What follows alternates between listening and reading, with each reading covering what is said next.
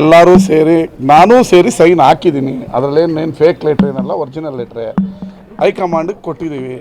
2028ಗೆ ನಮ್ಮ ಸರ್ಕಾರ ಮತ್ತೆ ತರಬೇಕು. ಆ ಕಾರಣದಿಂದ ಕ್ರಿಯಾಶೀಲವಾಗಿರುವಂಥ ಹೊಸದಾಗಿ ಗೆದ್ದಿದ್ದಾರೆ ಅನ್ನೋದನ್ನು ನೆಗ್ಲೆಕ್ಟ್ ಮಾಡ್ದೇನೆ. ಯಾಕಂದರೆ ಒಂದು ಸರಿ ಗೆಲ್ತೀವ, 5 ಸರಿ ಗೆಲ್ತೀವ, ಗೆಲ್ಲಬೇಕಾದ್ರೆ ಎಲ್ಲ ಕಷ್ಟಪಟ್ಟೆ ನಮ್ಮ ಕ್ಷೇತ್ರದಲ್ಲಿ ಗೆದ್ದಿರ್ತೀವಿ. ಆದರೆ ನಾನು ಮಂತ್ರಿಗಿರಿನ ಕೇಳ್ತಾ ಇಲ್ಲ. ನನಗೆ ಮಂತ್ರಿಗಿರಿ ಬೇಡ.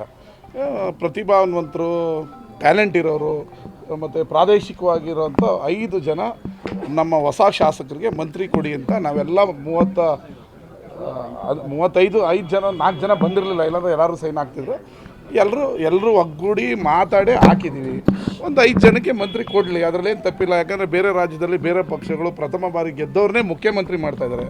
ಕಾಲಕ್ಕೆ ತಕ್ಕನಾಗೆ ಪಕ್ಷ ವೇಗವನ್ನು ಪಡಿಬೇಕು.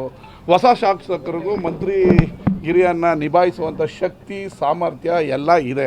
ಆದ್ದರಿಂದ 5 ಜನಕ್ಕೆ ಕೊಡಿ ಅಂತ ನಾವು ಹೇಳ್ತಾ ಇದ್ದೀವಿ. ಎಲ್ಲ ಹೈಕಮಾಂಡ್ ನಾಯಕರ ಪ್ರತಿಕ್ರಿಯೆ ಬಂತ ಸರ್? ಈ ಒಂದು ಬರುತ್ತೆ ಈಗ ಕೊಟ್ಟಿದ್ದೀವಿ, ಬರುತ್ತೆ. ಈ ನೋಡಿ, ಈಗ ಮಂಗಳೂರಲ್ಲಿ ನಮ್ಮ ಅಶೋಕ್ ರೈ ಒಬ್ಬರೇ ಗೆದ್ದವ್ರೆ, ಅಂಥವ್ರು ಕೊಡಲಿ. ನಮ್ಮ ಶಿವಗಂಗನ್ ಅಂಥವ್ರು ಕೊಡಲಿ, ನಮ್ಮ ಭರತ್ ರೆಡ್ಡಿ ಅಂಥವ್ರು ಕೊಡಲಿ.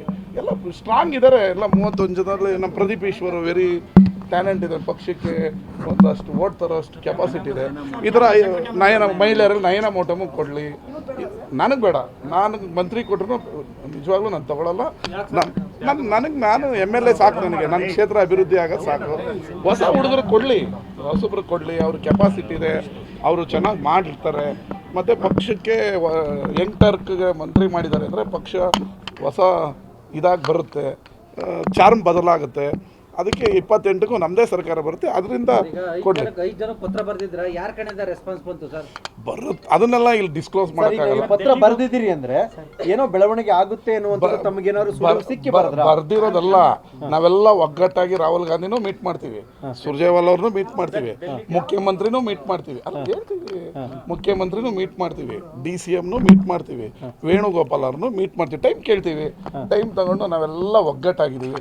ಎಲ್ಲರೂ ಹೋಗಿ ನಾವು ಕೇಳ್ತೀವಿ, ಟೈಮ್ ಕೇಳಿ ಕೊಡ್ತೀವಿ. ತಾವು ಅನ್ಕೊಂಡಂತ ಇದಾಗಬೇಕು ಅಂದ್ರೆ ಒಂದು ರೀಶಫಲ್ ಆಗಬೇಕು, ಇಲ್ಲಾಂದ್ರೆ ಪವರ್ ಶೇರಿಂಗ್ ಗೊಂದಲ ಬಗೆಹರಿಬೇಕು. ಅದೇನೋ ಆಗುತ್ತೆ. ಯಾವಾಗ ಆಗುತ್ತದು? ಊಟಕ್ಕೆ ಕರೆದ್ಮೇಲೆ ಅತ್ತೆ ಊಟ ಇಕ್ತಾ ಇರ್ತಾರ?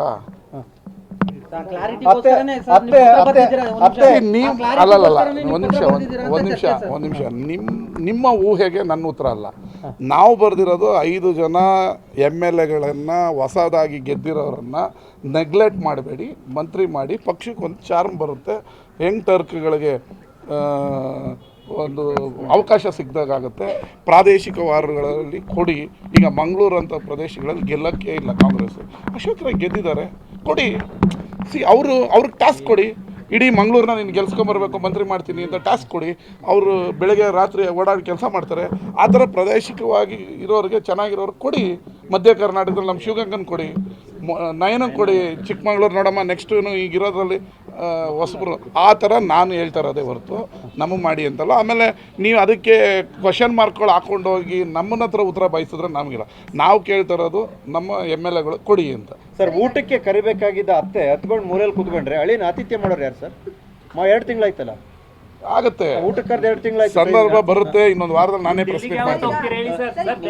ಟೈಮ್ ತಗೊಳ್ತೀವಿ ಎಲ್ಲರೂ. ಅವ್ರನ್ನ ದಿನ ಭೇಟಿ ಮಾಡೋದು, ಅಪ್ಪ ಮಕ್ಕಳು ಭೇಟಿ ಮಾಡೋದು, ಯಾಕೆ ಮನೆಗೆ ಬಂದ್ರಿ ಅನ್ನೋ ಥರ ಆಯ್ತು. ನೀವು ಅವ್ರನ್ನ ಭೇಟಿ ಮಾಡೋದು ಸರ್ವೇ ಸಾಮಾನ್ಯ. ನಾನು ಈಗ ಬರೋಕ್ಕೆ ಮುಂಚೆ ಮುಖ್ಯಮಂತ್ರಿ ಅವ್ರ ಮನೆಗೂ ಹೋಗಿದ್ದೆ.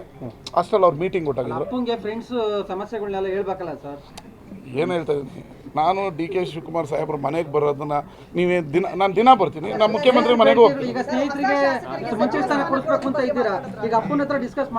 ಅವ್ರ ಹತ್ರ ಇವತ್ತು ಅಲ್ಲಿ ನಾನು ಇದು ಚಿಕ್ಕಮಂಗ್ಳೂರಿಗೆ ಹೋಗಬೇಕು.